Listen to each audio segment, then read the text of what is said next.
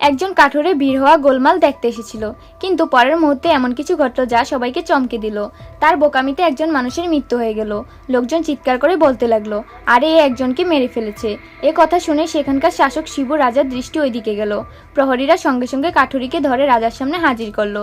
বেচারা কাঠুরে ভয় পেয়ে কিছুই বলতে পারছিল না। রাজা দেখলেন এটি ইচ্ছে করে করা অপরাধ নয়, তাই তাকে মৃত্যুদণ্ড দিলেন না, বরং রাজা তার লাঠি দিয়ে মাটিতে কাঠুরের চারদিকে এক গোলবৃত্ত আঁকলেন এবং বললেন, এটাই তোমার কারাগার।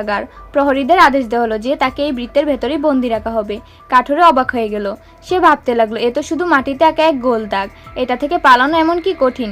কিন্তু ঠিক তখনই এক প্রহরী বলল, তুমি হয়তো জানো না, আমাদের রাজা শিব ৮ দ্বিগুণ বিদ্যা ও ফুসিবাগুড়াতে পারদর্শী।